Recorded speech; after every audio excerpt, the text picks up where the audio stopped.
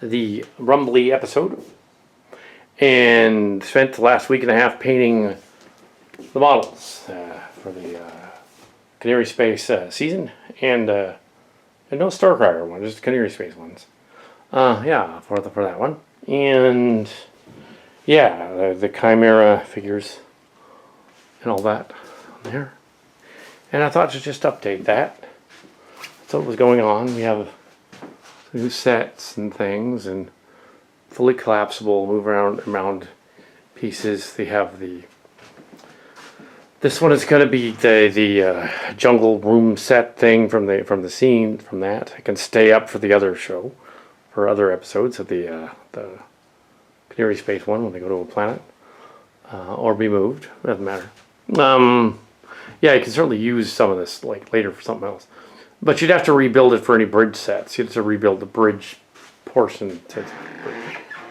We have some funky looking ships, very strange looking ships that we are that have been painted. We don't want to show them off yet.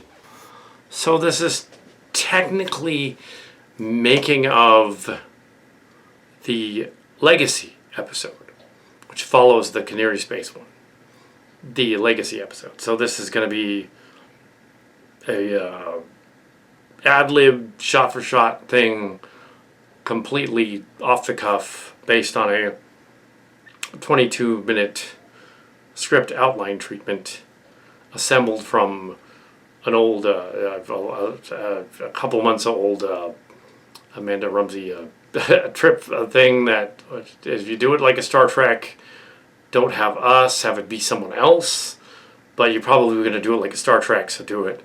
Because you're going to do that inevitably, like you did the camp stuff with the other girl. That's going to happen. So if you do that, yeah, just change the people around so they match Legacy instead of real people. Also, you have, so there's the siblings and mother and stuff like that has changed to be the crew, ex-crew of the Chimera A, who show up in the story. There's a wraparound story concerning their what they're doing, discussing the mission that they sent some of them on, and the mission failed. And one of them, the commander, wasn't even allowed to be at the final point of the mission, causing it to fail. It is connected to the Canary Space story, in that there's a connection, but it's not as obvious as, ooh, the dead guys show up in the living universe and the history of life, or silly. It's not A Wonderful Life kind of thing. It's not that. It's more like the Legacy people discuss the failed mission as wraparound, and the mission fails to contact the Canary Space people. Yeah, so that's what happened. And then there's sort of a behind the scenes thing near the end where the episode where they acknowledge that they do meet with someone from the Canary Space, the special ops guys did. Yeah, they keep it a secret. Yeah. So that's why she wasn't allowed to go to the BBS thing, because it was supposed to be a secret. What they did, what they failed to do, the time thing. Yeah, and then they decide in the story that okay, we're gonna have to separate the two warring factions on the either side of this space, and make them Earth-like, but separate them. So it was a Q kind of deal going on. TMS is involved. There's a TMS character who is that's added to it as well. There's a character who's illegitimate daughter is mentioned and wife and stuff, and that they're in there. But it's changed so that we don't identify who they are. That we can't even prove that actually happened anyway. It's probably just COL back in the day, like making up stuff. I'm not going to say it. Yeah, I don't know. But in a Star Trek Legacy story, sure, why not? Character. But that goes with the Kestra arc in the story anyway. So that could just be them referencing Kestra in some fashion, or Old Molly or something. We've been doing that joke all the way through the series. The O'Brien It's probably just Kirayoshi O'Brien acknowledging yet again that he's Kira's and not with Bashir and not Odo. Again, that's probably all it is. So I wouldn't worry about it. It's not important. And so but the story does follow the other one. Continuity wise, Canary Space Volume 1 takes place. There's going to be 3 volumes. It's going to be book 1 altogether. It takes place during the events of the other one. In the 2480s. This story is going to cut back how many years? 70 years, roughly? A little over 70 years in the past, back to Legacy, to explore what happens with the Legacy people. So yeah, the Legacy people would not even be aware of the future that is Canary Space. And it's a, kind of the premiere this season of that. So the other show is continuing. It's just, yeah, this other one happens to be here too. Yeah, so it is continuing. And we'll come up with something very interesting to captivate you for the remainder of more Legacy. More Legacy, yay. Also, we wanted to do the Rumbly story, get it out there. Because it's 2 months old.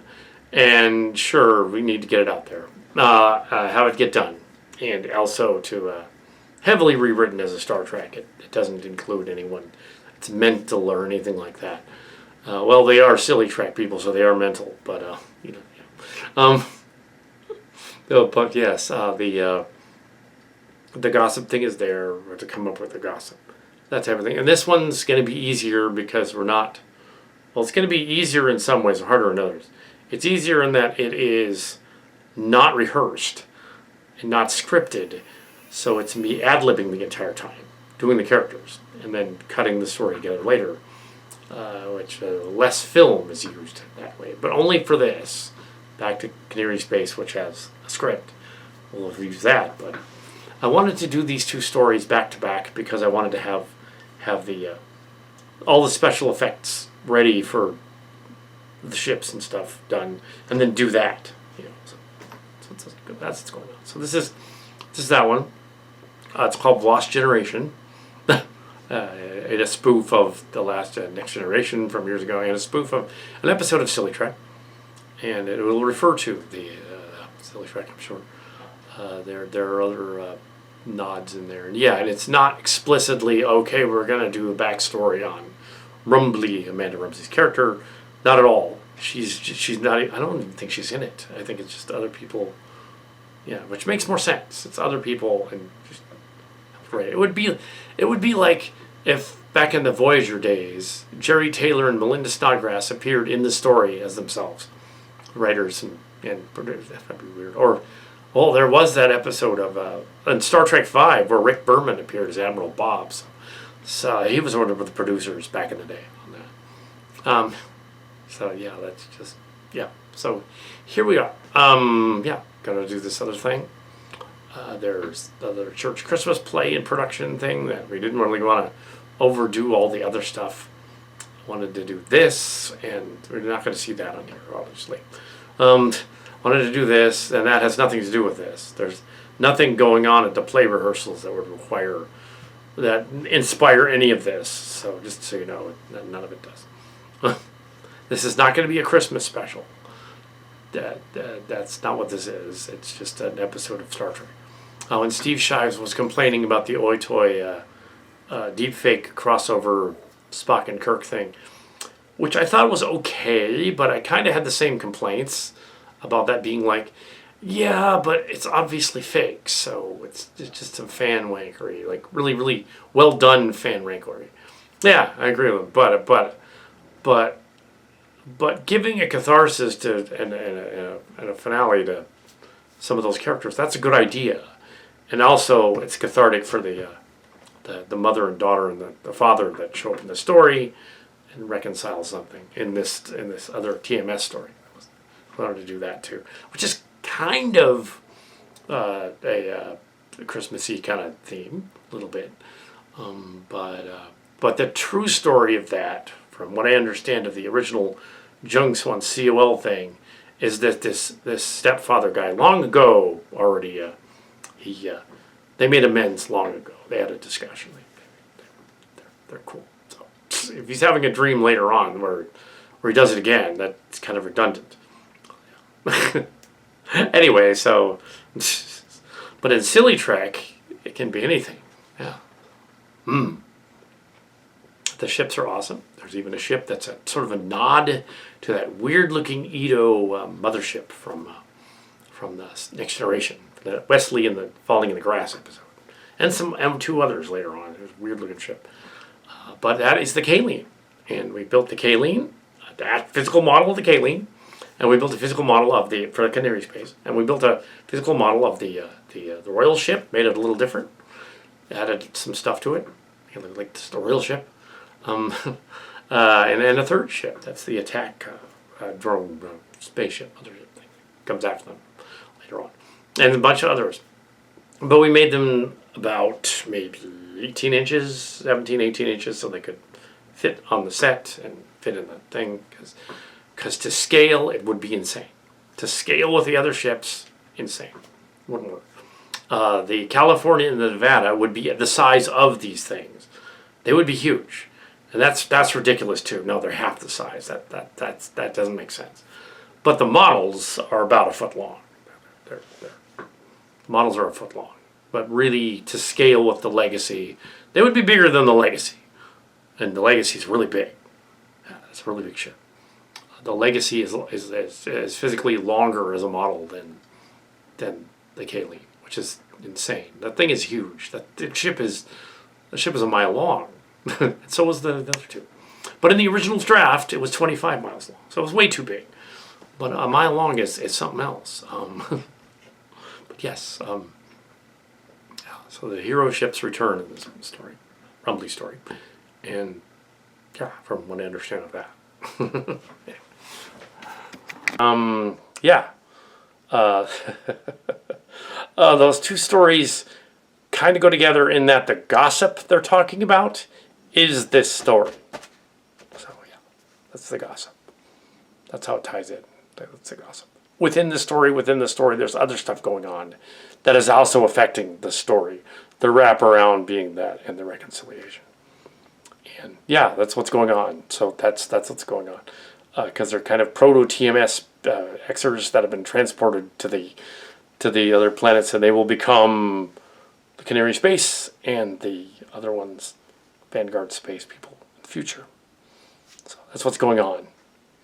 Yeah, and this is making of. Yeah, so I think this is it for this tape for now. And we'll go on there. Yeah, there's really not much more to do with the mission trip scene.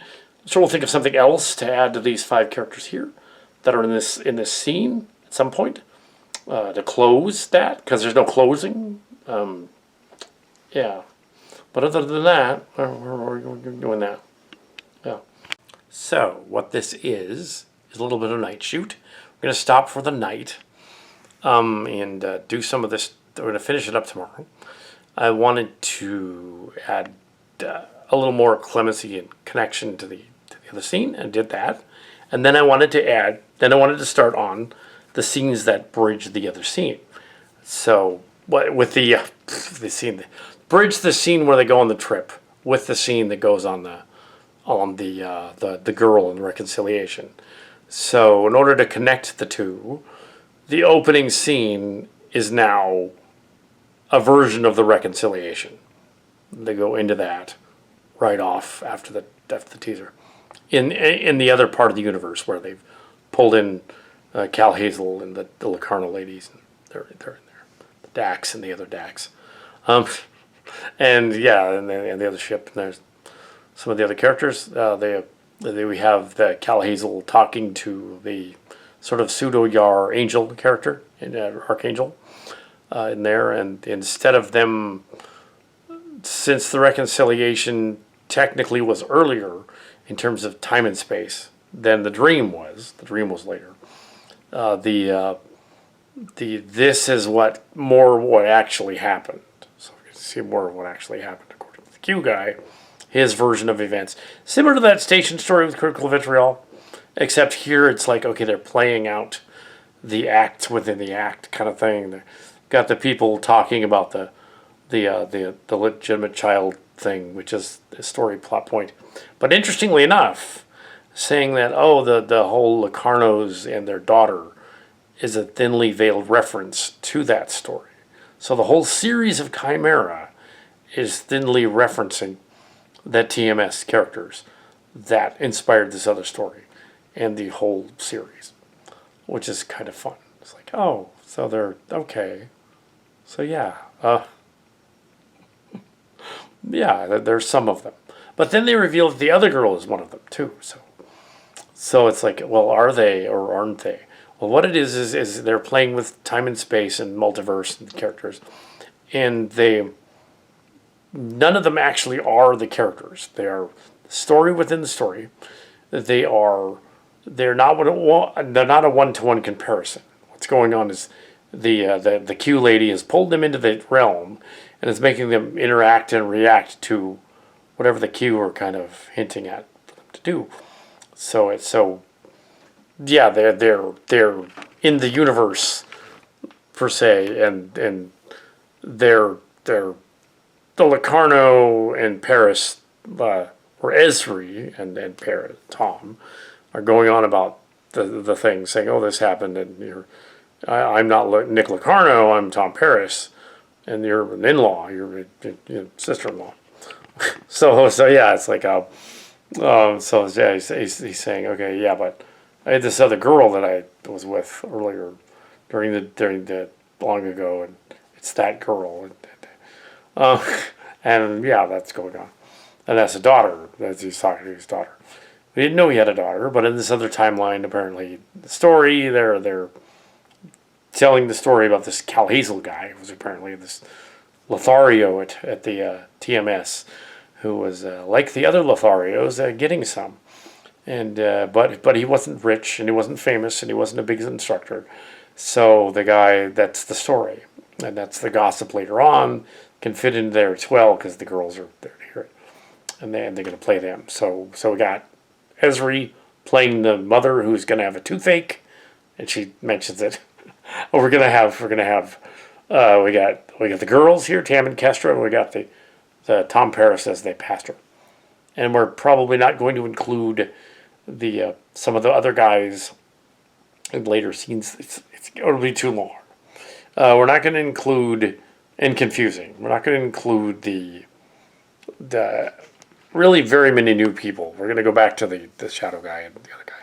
I mean the we're going to go back to the shadow. What do they call him? Oh, Leo Star guy and the other guy later. We haven't gone back to them yet. Who was playing the Cervantes guy? Go back to him later. But we want to yeah. We also have a Mackenzie Calhoun figure, but I want to save him for some other story because throwing him in there kind of confuses it and makes it weird, and we don't necessarily want to. Yeah, that's just confusing in this story. This story is about vis-a-vis about the TMS people who the Q has trapped, and she's testing them, and the other people, and the wraparound story, still a wraparound story with the other people with the Q lady in the continuum going on, and she's reconciling this whole thing in her mind, kind of schizo. In her mind, kind of going like, oh, I'm going to do this other thing, and there's all these characters in here. It's kind of like a play within a play deal. There isn't a crazy sister, but no, if you count Tam and Kestra, there is. But this story is not a one-for-one comparison. They're not them. They're clearly our Cillian characters playing the characters, which is as Rumbly would have wanted it. Wouldn't want it to be literally her and her relatives. It has to be someone else playing a similar role. So they're all playing similar roles. They're acting. They're playing similar roles.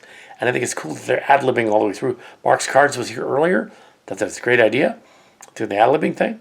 Mainly mentioning ad-libbing in other movies, like Bruce Willis can't ad-lib, stuff like that. Rather mentioning other stuff. He didn't get to see this set. Didn't come in. He was outside the whole time. But yeah, I told him about it. So he knows. So yeah, that's all for the evening on this one. It's night shoot on this one. We'll finish this up, then go to the all the other events, having finished it up tomorrow. And yeah, this is a quick movie shoot because it's all completely, just there's no script. There's this outline, and we're showing the reconciliation that leads to the gossip, that leads to the other stuff that connects the story, and that the girls are not talking about. The girls are not talking about Rumbly and her mom. They're talking about this other girl and the daughter and the guy that are fooling around in the story. Long before they were ever around. And they're discussing that because they saw it on a show. And they're going to go on about that later in the next couple scenes. The girls are going to go on about that. So we're going to find out about that. It's we don't get a plane trip because why would we have a plane trip?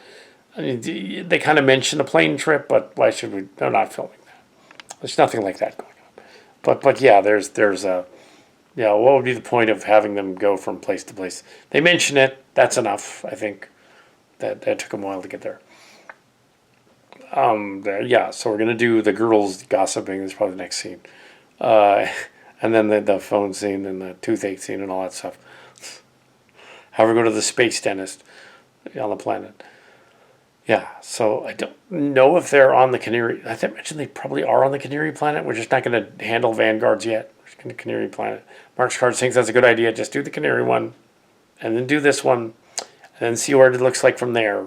Put the special effects in both of them, and then it's fine. Go from there. So that's what we're going to do. So that is what's been done so far. Yeah.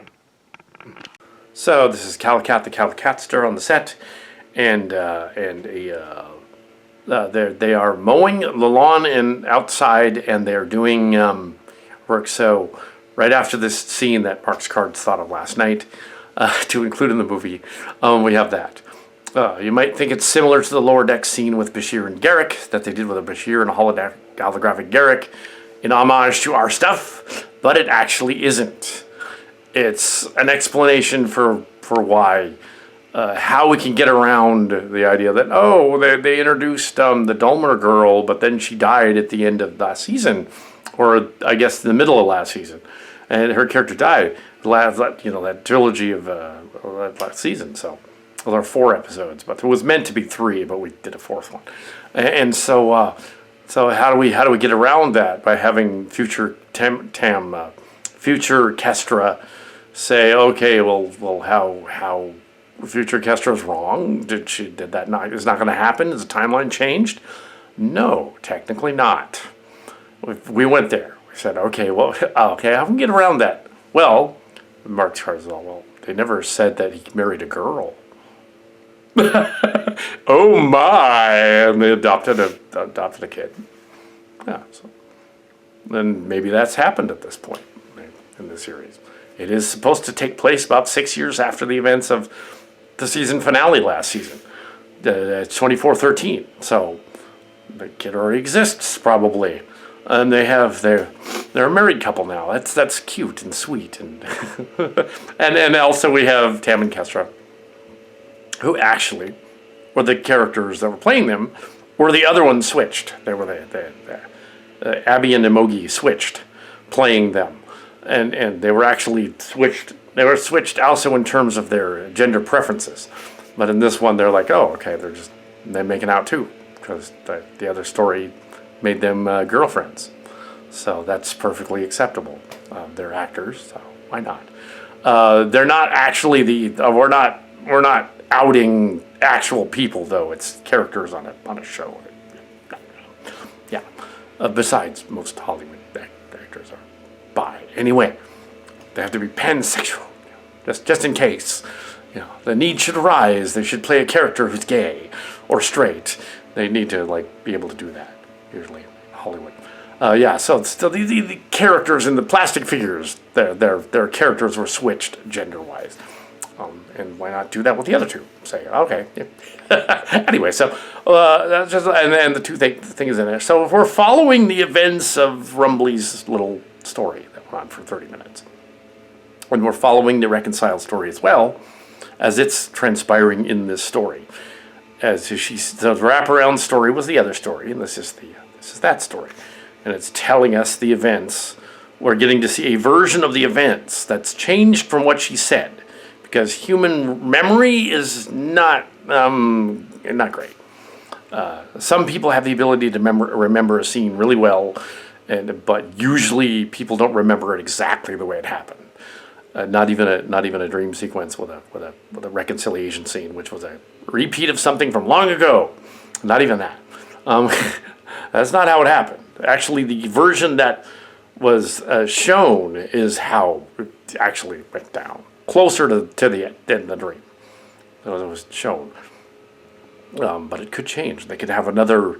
The reconcile scene is probably part of the whole thing in that it doesn't seem connected, but it is in the story, because she isn't reconciled with those people that she went with on the trip. She's still mad about it. So we had to have a story where they said, okay, the people on the trip, they come back, they apologize or whatever. That didn't happen in real life, and that's kind of like the dream story. That didn't happen. Or it didn't happen like that. Or they couldn't go back, can't go home again type of thing. Yeah, she's not going to get the reconciliation. She can only go to the Q counselor thing and talk to the council, and that's it. She can't reconcile those events. That's interesting. In this version, in Silly Trek Space, she can go and pull those people out of those events as a Cillian and go, okay, I'm going to make you reconcile each other. Which is kind of messed up if you think about it. She's got, okay. But yeah, that's kind of what's happening. But is she really making them do it, or are they doing it on their own because they want to? Because they're friends. Because everybody's friends, and it's like a big family, and they're together for the holidays. Yeah, it's a holiday special. So I wasn't going to go there and do a Christmas song at the end. That would have been like, no. Tried to, but it didn't work. So that's not in the story. We're not doing that. It's not a Christmas play. It's just inspired by Christmas. So it ends with this bizarre non-reconciliation ending. Sure, they get a ship out of it.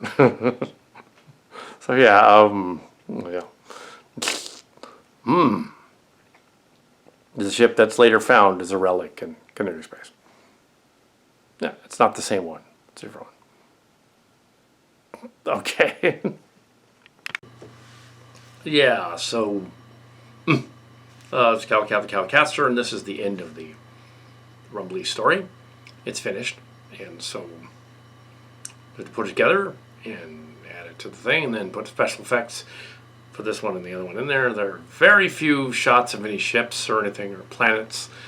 It's almost entirely on some kind of weird planet. Do whatever you want. Use the most minimal footage possible. It's a planet story. And it's fun. So I thought to end this closing thing like, oh, they were gonna almost do a Christmas song, and we didn't. They stop. That was the joke. They were gonna do it. But yeah, I don't know if that is conveyed there, but that is a gag. So anyway, so there. Yeah, it's not a musical. We have the story coming to an end, and the story within a story, and the two completely disparate stories where there wasn't a reconciliation for her story really, except for the counseling afterward, kind of like counseling. And it wasn't really for his either, the Cal Hazel character. So the stories had kind of a similar outcome in that they really didn't solve anything. But they came together in the end because they realized, well, maybe just being together is the whole point. Hanging out with people that they know and like. I think that's cool, and it's a nice message, a holiday message. So that was the conclusion of there's not much to say in their making of on this one, because it's basically a story that has been kicking around for 2 months. I finally got around to shooting it because we were doing the other one, and then other things came up during making the other one that caused it to be an 11-day shoot instead of the usual 7 or 8. And for the other one, this one has been about 2.5 days, I would say. I'm shooting. 3 days. 3 days. It's 2.5 days technically. It's not 2 yet. Yeah, so on the third day. So yeah, and this one being ad-libbed, you should be able to put it all together in a big stream of consciousness thing. Put it all together and make it into a story with the other scenes interspersed throughout, whether in the counseling room and at the end there. It was somebody's house, actually, the real story. And the crazy sister was not included in the story either. They implied that they were there, but the other crazy people weren't in there either. But they we put it together so that it was such a way that it wasn't offensive. That bastard guy, the real story, the guy was completely incompetent. But in this version, it's like more like I played it more like what probably really happened, in that they wanted to go on vacation and hang out, and the gossip wasn't about her, and it made the gossip about the TMS person, because there were TMS people in this story that were hanging around with Xers. They were hanging around with them, and yeah, they had the same notion. The other Dax is supposed to be the Karen, Karen from the TMS story, because that other one's gone, and yeah, so that one's in there. Also, there's a few others, but yeah, it wasn't Shadow Dancer. It's supposed to be the guy.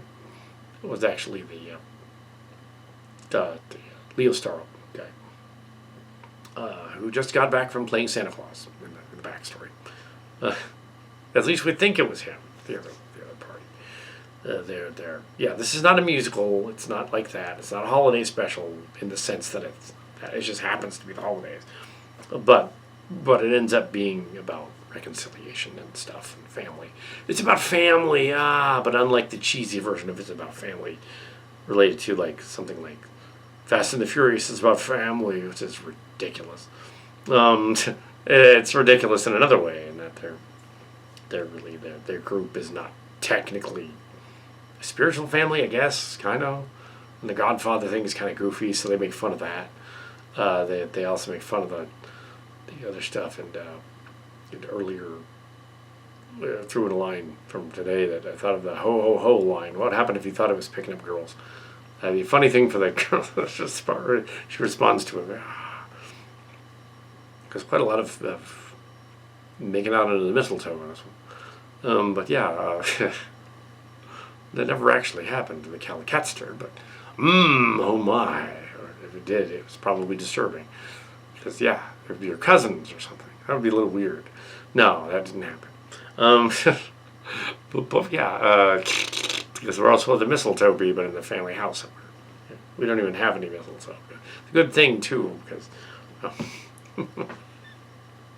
anyway. So yeah, yeah, it ends with them reconciling their thing. That didn't happen in the actual story. There wasn't a hug scene, even handshake, but not a hug scene. But yeah, she was the ex. What are the exes? But they're on good terms there. So yeah, then nothing. No, there wasn't any hanky panky. The story implies there was another lady with hanky panky in TMS. That didn't happen. That was rumors that to put on the internet. So it's somebody else. It's not me. I think I was that much of a stud. No, I wasn't. Total computer nerd. No, that wasn't getting it. That wasn't the guy. Yeah, they might think it was the guy, but I wasn't. They got me confused for 3 other people during that whole period that happened.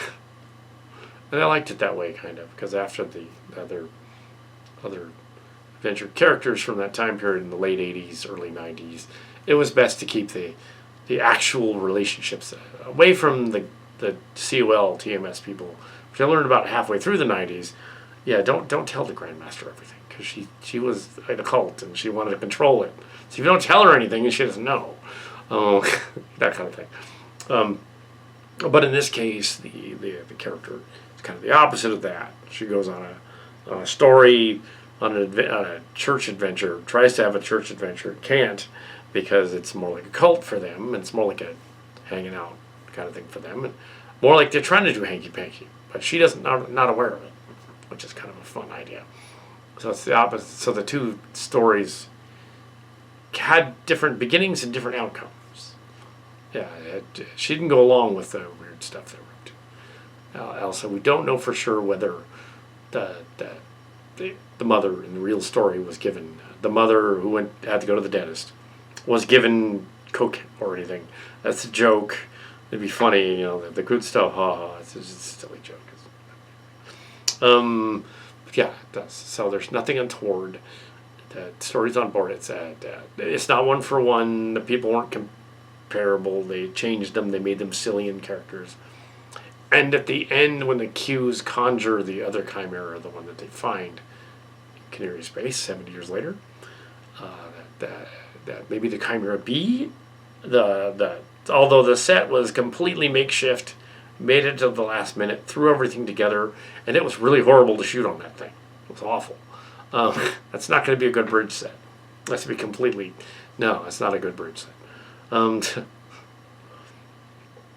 Yeah, it didn't really work out as a bridge set, but it's interesting. So it's just there. It's not going to be the new bridge. Don't overanalyze it. It's a set. It is not the bridge. And if there is another ship, but we haven't built that. It's just a gag. It's a joke. It's a gag. Because at the end, then they zap to trying to do a Christmas song badly, and then so it's like, well, obviously that didn't really happen. Not like that anyway. The Q zapped them to another place, or something's going on. But they're still on the ship. Yeah, yeah. It's fine. It's just a fine thing. It's just fun. Yeah, sure. Why not? I did improvise a line, but it didn't record right. And we don't need to reshoot it because it wasn't that funny. Picard going, "Oh, bring up the Picard show lighting." Don't need that joke. It's too much of an in joke to know that the season 3 was dark. You don't need that joke. I don't want to refilm it. I don't want to reshoot the bridge scene. Their gift, whatever. We don't need to reshoot that. It was just a fun homage, and yeah. So that's the end of that. That's the end of the Rumbly story. The Rumbly story. It'll look more distinguished. Yes. The cast and crew of this season of we'll stick this on the end of the Chimera story, leading into the next one. The Canary Space one. So this is the making of the Rumbly episode. Last night, most of the cast was back. The night before, most of the cast was back for actual cast, the physical casting, consultants and inspirations for all this stuff. As a group called Hearts of Worship and Worship Team, and that at the church. Ironically, and somewhat non-ironically, the characters in this story. This is the most first FPCM on location story ever done. But we tried to make it non-denominational, just to make the story, but there are some moments that are clearly not religious that the pastors would probably go like, "Oh, why is that in there? Don't do that." But we did it in ours because it's non-denominational.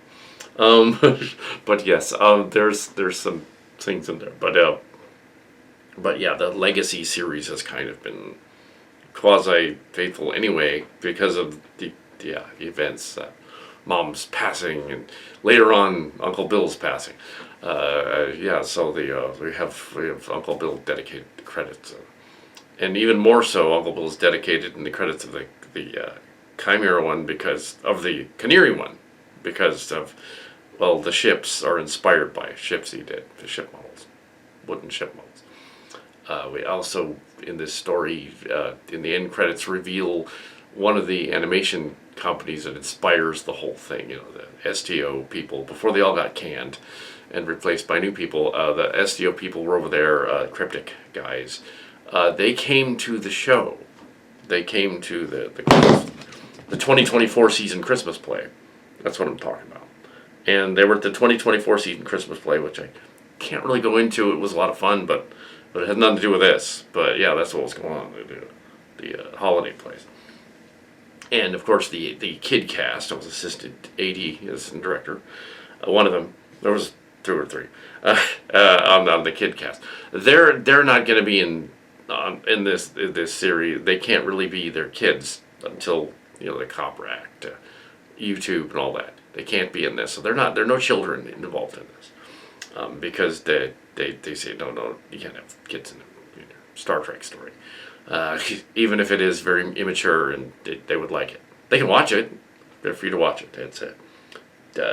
I'd say it's probably why it's PG-13 probably. But the older ones can watch it. The younger ones can't. Anyway, there's some innuendo and suggestion stuff in there. It's nothing serious, but it's not based on anything like that. So we have this guy. That's it. So at the convention, the crypto guys are, and Scott Boyd, one of the guys, formerly of STO, now over at DC, was there with his friends, and at the thing, and Donnie Visagi, yeah, the guy who does the renderers, the 3D renders for the games, the Star Trek games. You can go and see the 3D renders. He was there, shook his hand. Cool. At the time, though, they showed up the day before yesterday, the first performance, and I didn't realize that they were actually them until the second performance. Went up to Scott and said, "Look, was that the guys from the games and all that stuff?" Yeah, those are former SDO guys. So I actually met the cast of Star Trek Online. Some of the designers. So I met them. But I hadn't met them before. So if they could say in the comments, "Oh, I hadn't met them before." I only met one. I know of one. He went over to DC, Scott. His family was in the second service. All of them were there. One of them, of course, is the inspiration for Emoji, one of the characters in this story. The Woodses or Woodworth's inspiration, they weren't there. But the Emoji was there. The other cast members, and it was fun. And so, so there's a little nod to her character in there as a gag in the story. Interestingly enough, the rendering of this story predates finishing the footage rendering of last night, finishing the other thing, which is not related to this. And they're doing that, and they're doing all the video for that. As C3 Studios Milpitas is different. It's not us. This is KATS, Starship Locations. It's different. We're not doing Christmas specials. It isn't a Christmas special technically, as I'm doing the rendering. It's a gag about a Christmas special. Originally, it was just a trip to Brazil that went very badly for Amanda Rumsey, and it was also a couple of other stories from the martial arts sporties Jung Swan TMS period, a couple of gossip stories that weren't true, and they were used as filler for the gossip that the girls were discussing in the story, and then the main characters were discussing it. It worked perfectly well. The synergy is awesome. And it's funny is like the whole thing is out there. Amanda Rumsey was there last night. That's the fan film thing about the trip. I hope it doesn't embarrass me. No, it doesn't. But yeah, it's coming along. It'll be done. That was done that night with it, putting it together, and now it's rendering. So but you have to do the special effects, same as the other one. There aren't any really to worry about. So there is a dramatization using Star Trek figures of a Star Trek universe thing where some ex-C3 people and TMS Xers, they get together. They hang out on a planet because of Q. Amanda Q conjures them. She's not the Amanda Q from Next Generation, as I pointed out. Couldn't be, because she would be in her 50s, and she's not that old. So she's in her late 30s. So it wouldn't be her. It would be another Amanda. There's been Amandas all through history, so she's a Q. She can do that. It's different Amanda. Yeah. So the silly Trek thing. I updated the gag with the VBS people to an embarrassing moment where they're gonna start to sing, but then they don't, because they don't know how to sing. And I used that as story she thinks up on the trip and isn't allowed to go. So the story ends up turning out very badly because they literally don't know what they're doing, because they basically steal her story idea and they run with it, kind of like this story does. And it doesn't work for them. But in this story, it works quite well. It was ad-libbed over a course of 3 days, 2.5 days. It was put together, well, I count the production day as the third day. So, it was not resurrected like Jesus, though. It wasn't like that. There's a Mackenzie Calhoun moment, because they had a Mackenzie Calhoun figure that just came. It's one of a few. It's very rare. It was $20. Why not? Yeah, so they have a Mackenzie Calhoun figure, and it's the inspiration for Brad Boimler from Lower Decks. So I thought it would be hilarious if Brad Boimler guy shows up and is on Lower Decks and he appears there. So, and he's a Carey action figure. And we're like, oh, wait, we can't call him Lieutenant Carey, because they were roommates, people also from Hearts of Worship years ago. They're going to think it's them. But it's not them. We told them it wasn't them. It's this other guy. It's from Star Trek. They're like, oh, yeah, we know. So they're okay with that. So he shows up as Brad Boimler. Brad Boimler meets Whamler meets his inspiration, Mackenzie Calhoun, which is awesome. And he's a Q in this version. Somebody queued him. Allegedly, the story takes place in 2413, after the events of Legacy. Apparently, they implied that the Chimera A was taken away, not destroyed necessarily, taken away from Crash during the Klingon civil uprising that was STO. We acknowledge that happened. That's why this skips ahead 6 years, so we don't need to talk about it. We can wave at it. But the characters in it are still the young 20s characters from the cast. It's the 2010s cast from a while back, and then the later ones. Yeah, that's what they are. And the 2020s cast now. Yeah. So, but they're not the in the show. They're not they're not kids. They're in their 20s. There's a joke about Santa Claus in there, and the character of Leo Starro, who was inspired by somebody from Steve from the church, one of the Steves. And he comes back and he's all, hey, well, Santa Claus that the other kid played. They keep mentioning that in there. So to them, in this story, it's Friday the 13th, 2 days ago. To them in this story, they're sucked out of their, wherever they are, in 2024, Friday the 13th, December 13th. And they're transported to 2413 by the Q lady, and they're put out into the universe. So it's a rewrite of that Christmas Tale episode.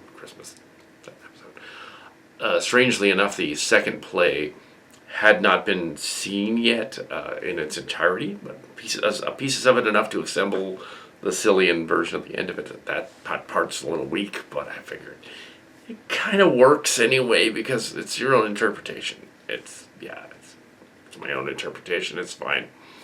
And it was kind of a disjointed series of different songs stuck with skit dialogue. Very, very silly, and actually the second play, very, very silly. The first Christmas play in the cast was High School Musical done via Kids Incorporated, but set in the kid period. The adult one was not connected, but it should have been connected, and they should have said these are the grown cast of that other one, because the Hearts of Worship cast is there, and they were watching the play. So it's like play within a play, watching the play, the cue, doing the thing. Yeah, I nailed it, because we had several seasons to nail it. Yeah, so the idea. However, the character of Cal Hazel did not nail a person, so to speak.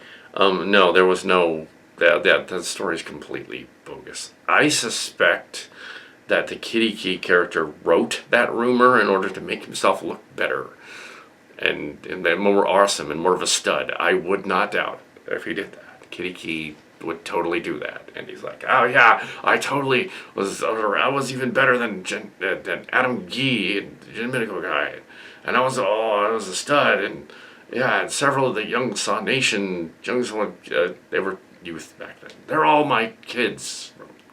No, dude, no, that did not happen. I'm sorry, that's ridiculous. Why would that even? How would that even work? I think you have to actually have relations with somebody to have that work. It didn't.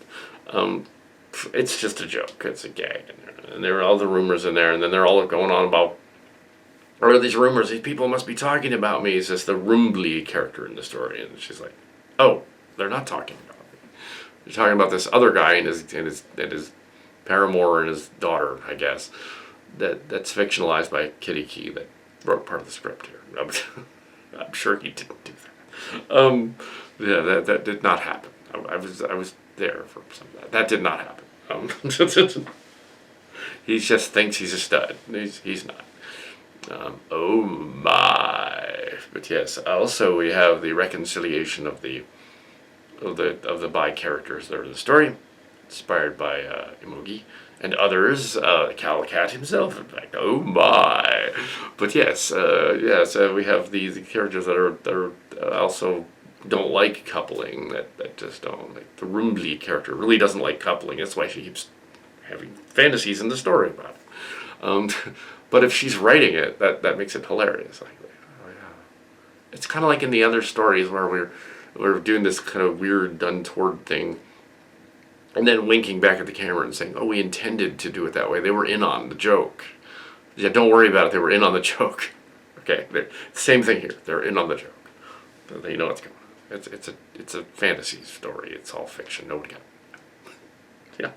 Anyway, so I'll add this to the making of, and yeah, so that's that.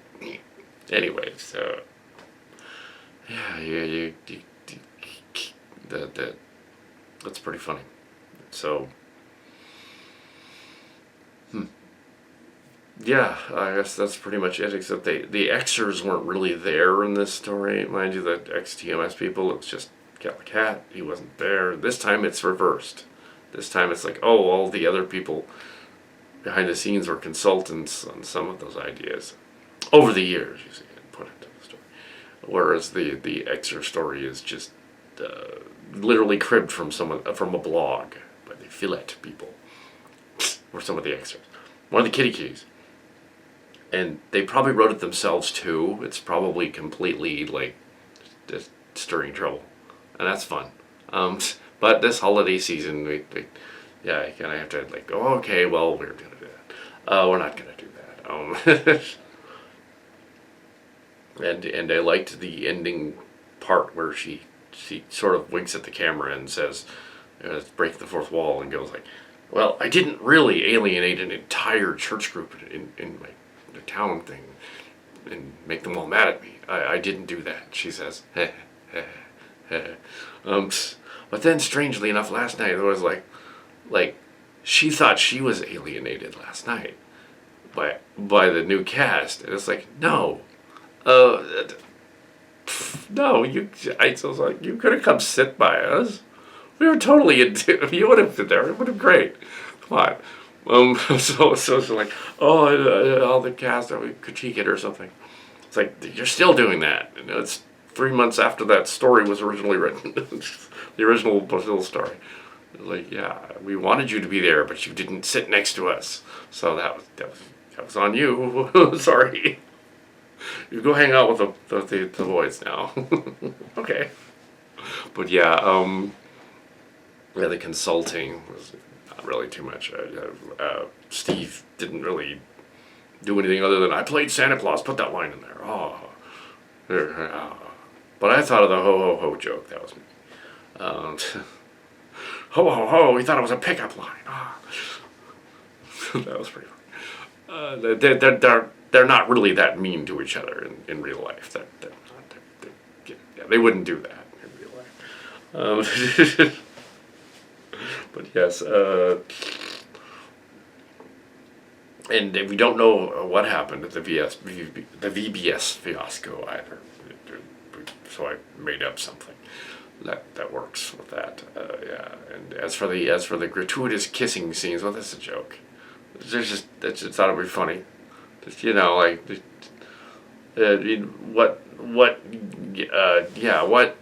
what boy back in the day hasn't done, my action figures are going to make out. Mwah! Of course, that's all. I've got action figures. They're going to kiss each other. Yeah, the genesis of all of slash fiction. But I did like the suggestion from Mark's Cards. Was that how do we get out of that timey-wimey story where you introduce the girl, but then the girl for Kiriyoshi, but then I liked it was just deceptively simple solution to that was awesome. The idea that like okay they said they that was going to be his girlfriend, right? And he was going to marry her, and that was a clue. And the other lady and the Kestra character and the other one go, well, they never actually said it was her in the story that he was going to get married to. Could have been anybody. Anybody. And like, oh God, no. So we're all like, oh yeah, he should get married to Jeremy Astor because that'd be hilarious. So they were like buddies. Or maybe they're just those. Oh my. Well, at this point, if it's 10 years later, it's the same time period as future Kestra. But she doesn't look like that. She looks like regular Kestra. She doesn't look borderfied. Well, maybe it's a different timeline. But it's still funny that, we never said. And also, Kiriyoshi convolutes it by going, well, the character that played me at my birth in that episode of Deep Space Nine, well, technically, she was a girl. So that became a boy later on. Yes, the writers decided I should be a boy baby. It's not that they changed his gender, it's just that they cast someone else to play the baby later on when he was 2. Because they do that on Star Trek all the time. They introduce a baby, which is a bad idea. And then 1 season later, he's 4 years old walking around. It's like, what? Alexander Rashenko, for instance, who has a cameo, was already 4 or 5, even though they did it in the 2nd season of Next Generation. There's no way he's 4 1 year later. That's not going to happen. I don't care if they age up fast. No, they don't. And then Deep Space Nine, they're all, oops. Okay, we'll age him up even more and make him an officer on the ship. Yeah, that's another rant, but silly. But yeah, we have our characters having a gratuitous thing. Although at the end, when they do the other kissing moment, because it's funny, there's a mistletoe above them. So they have to. That's what has to happen. If there had been a mistletoe last night, somebody would have gotten kissed. Probably not me, but. Anyway, so this will be out by the holiday season. Star Trek Locations, easily. This will be out, and the one after it, stay for Canary Space. So, watch them both. Hopefully, Canary Space is a world television premiere on YouTube. Yay! Well, not YouTube TV, mind you. YouTube channel for free. Yeah, there's no. Scott was wondering how I was able to do several fan film things without breaking the rules there, because there was another guy posting a bunch of art and stuff that he'd made of Next Generation, but he was probably trying to make money on that, and I wasn't. And then other people posted the art and stuff. But my stuff is all fan film stuff. It's all on board in the studio. It doesn't make any money at all, and there's no AdSense. And we don't use any practical effects from Star Trek. I think... just because we're going to get in trouble with Star Trek, we're only going to get in trouble with Star Trek. We were given only permission to use several seconds of the Enterprise G shot from that one episode. We could use just that one little shot, as long as it's the STO ship. They could use it. There's the STO version. Okay, use that for a few seconds. That's it. So that's why we can't use the Enterprise G in this series, because we don't have a model. Get a model, but we can use it. But yeah, so you probably won't see that.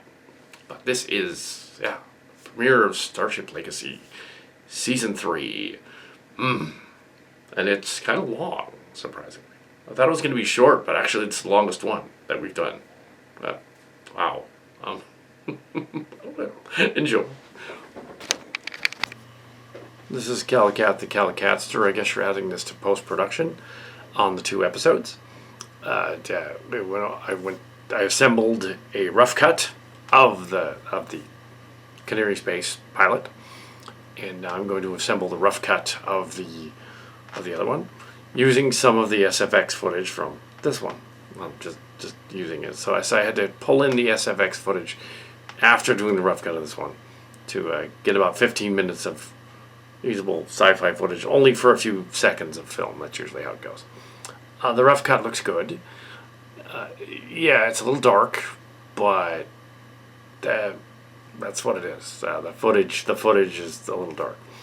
But yeah, we were trying not to show the background of the. This is just footage information for, I guess, next time, because really this is leading into next time. The episodes 2 and 3 of Canary Space, or book 1, finishing up book 1, and this is really the first of that, because we're going to go on to their back to back.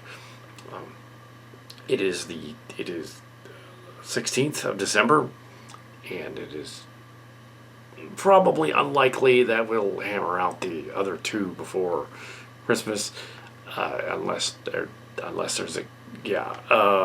we'll do one of them maybe. But first we got to go back on this video. We're going to go and do the audio tracks, the music for the 2 stories. And no, we're not borrowing from the Christmas play. Don't worry about that.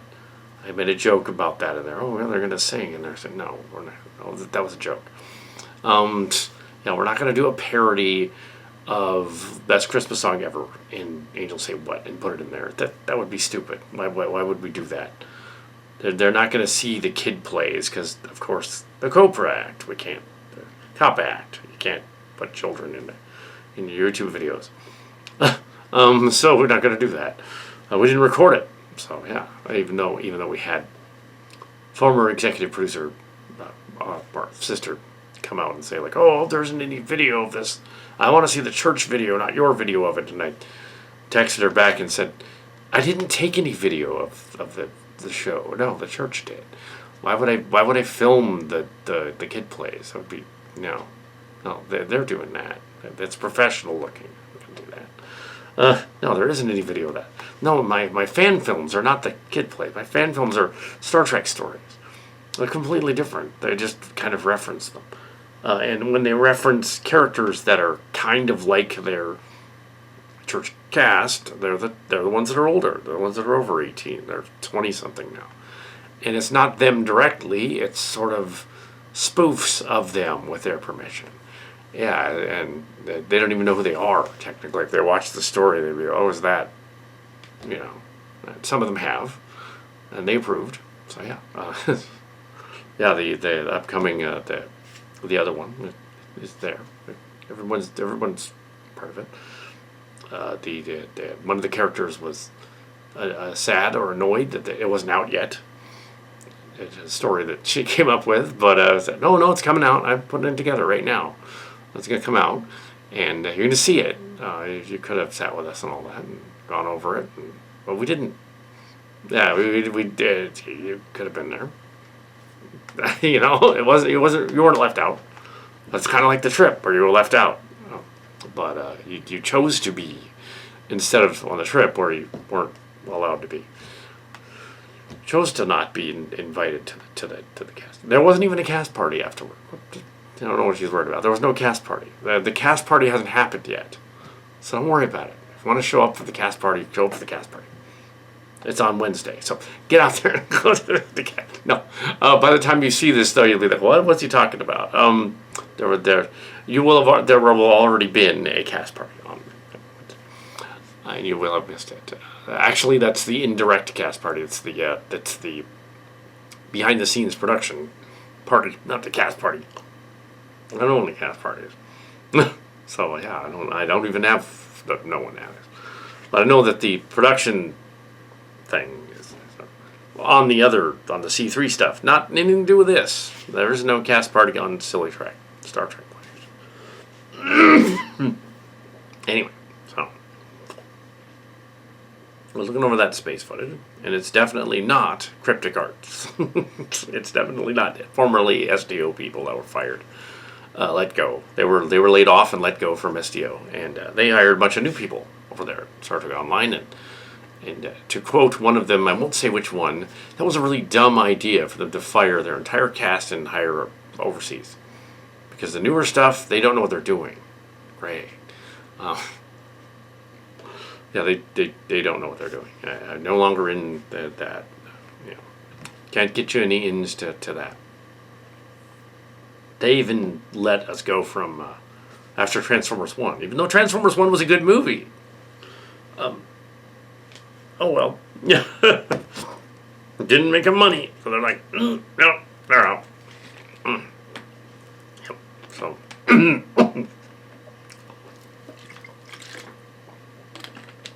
This is not an ad for Lipton tea. Always throwing in like things and everything. You're doing an ad for tea. No. Yeah, we don't have a sponsor.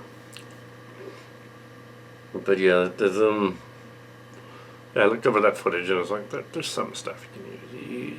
You figure with any production you have a lot of extra fluff that doesn't work. That's why the scenes are brief and quick and a few seconds, and you see a ship kind of in shadow going pew, pew, pew, and a ship going in shadow. Pew, pew. That's all you really need to see because you don't want to look at it too long. I think tell what it is. It would be cool to do rundowns of all the ships, all the neat models and designs. It will happen. But I would like to first do the music. And then the other two. And then we will see. I'll do some ship. I'll do that right afterward. And then in 2025, Vanguards. The Vanguards, first book. And Mark Charles agrees, yeah, just book one. The first season is the good one. All the other seasons are kind of like, they're fine, but yeah. That way we don't need to explore other versions of our Arbiter story that appear in there. And the other one. And yeah. If we just don't do seasons 2 and 3 of Vanguard. Just do season 1. Okay, so it's rendered. And I'm going to just done on the special effects footage. And now I'm going to use that effects footage for background shots, very brief, of the alien realm they're transported to in 2413 in the Rumbly story. And then the Rumbly story will be complete. We'll put in the audio, and then assemble the story and release them and the making of them on the interwebs, on the Star Trek Chimera website. So that is exciting. Yes, post-production. I've seen the 2 rough cuts. They're awesome. There's a few gonks, but they're not deal breakers, and I'm leaving them in because they figure the characters are probably ad-libbing a little bit, so they can have a few gonks. I think it's fine. Just leave it in. It's fine. There's a few shimmery things going on. But it's part of the realm. It's where they were transported by Q. The shimmery things. At least they're not out of focus. Everybody's kind of in focus. Second, cinematography on the second one, is on the Legacy one, is really, really interesting and trippy, weird. I figure any one of these is going to be trippy and weird. I guess the concept of the Legacy one is more of a missed opportunities, let's say, overall story arc, missed opportunities. Whereas, and then them wishing the opportunity was something it really wasn't, exaggerating it, overblown, and kind of fun. Whereas the Canary Space one, which is kind of this one, is more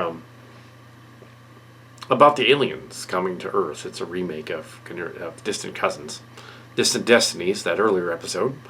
It's a remake of it, kind of, and they hint at in the other one that it's kind of related to the other one, indirectly. If a version of Q is involved, then there's maybe Dulmer and Luxley implied involved, and other goofy stuff with the Carnos in Paris in the other story, in Legacy story, 70 years earlier, then yeah, there's totally opportunity for those other things to exist.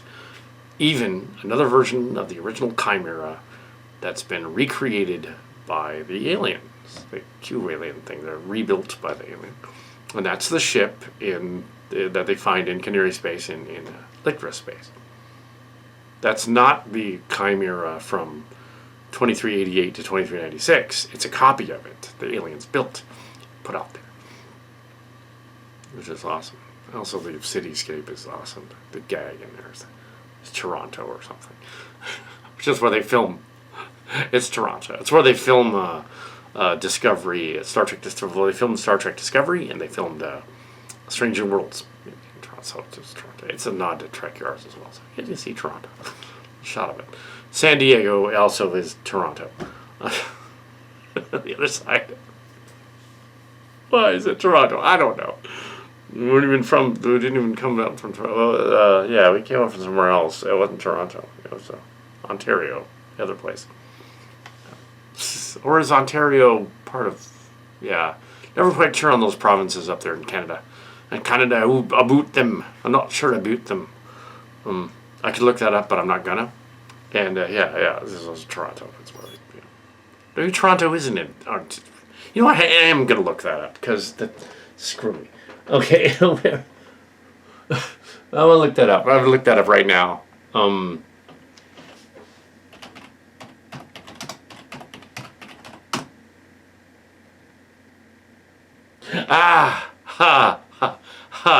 Okay, okay. It's both. It's both. Ontario, Canada. Some of the cast. Parents lived there for a while. Toronto, Ontario. It's the capital city of a.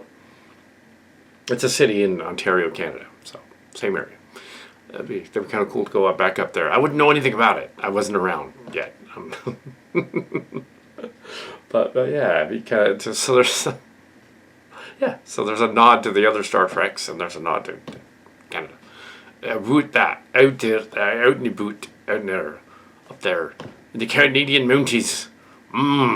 Yes, they were up there. They're not only from Chicago and Minnesota, but out in the boot up there in Toronto. Oh, oi! Right now it's 46 degrees there in Toronto. Oh, that's pretty cold. It ain't freezing though. It's just pretty cold. It's cold. Here it's 50 something. So anyway, California. Yeah, we're down closer to where the Picard showed us. Especially season 2, which was filmed up in Napa, disguised as Paris, but it was Napa, which is why the Data character, the bad guy Data character, Adam Soon, named after me, of course, was going down. It was Calcat. It was just Calcat. Brent Spiner was playing me. Anyway, he went down there and which was surreal. And that's why they figured, he can get to NASA in just a few hours because, they're just in Napa Valley. So when he leaves the alien ship, he can just walk down to NASA. He'd be there, San Diego at NASA, in no time. Because it's Napa, not Paris. They didn't think. They were like, we said Picard's Vineyard is in Paris. That'd be like several hours, like 16, 18 hours to get there in a plane and then get off and do the other thing. You didn't have time. It was only you didn't have half a day to travel on a plane. Now they could have said, he beamed out, he used a transporter, and then that would have solved that. But no, because they were filming in Napa, they didn't realize. They had the same problem with If There Will Be Blood. So, in Wairika. Or they were like, this story originally was called Oil, and it took place in Texas. They rewrote it so that it was California, Wairika, and Wairika and Antioch. And Wairika and Antioch are kind of similar in that they're very close to each other. So it's kind of like, it's going to take us a whole day, like 3 days to get there. Yeah. But in Texas, it would be longer. It would take them longer. So it's further. That version of Antioch is further away than the Alamo and the other place. That's further away. That's like a day's travel. But in the California one, Antioch and Wairika and Weed are not a day's travel, but several hours. You get there in several hours. Yeah, you get another freeway. Well, back then it was supposed to be ancient times, but even so, they would have trails that go where the freeway goes now. They would have been there in less than a day. Well.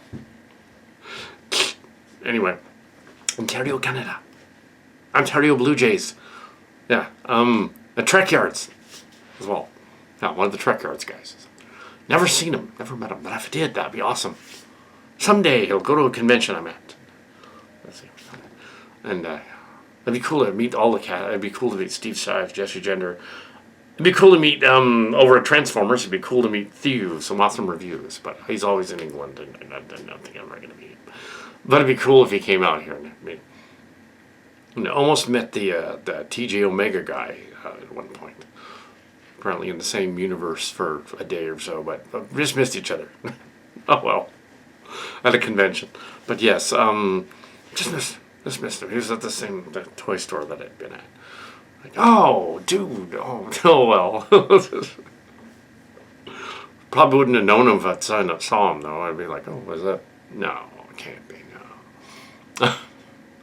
Not like meeting some of the ex-STO cryptic guys and not knowing who they are until the day after. They go, oh my gosh, oh man. Well, at least Scott said, well, at least you didn't meet James Gunn and not recognize him. It was some other people that you didn't know. But yeah, that one guy, yeah. The Theo guy, that was cool. Dave, yeah. That one guy. Anyway, so, yeah, I'm not rambling.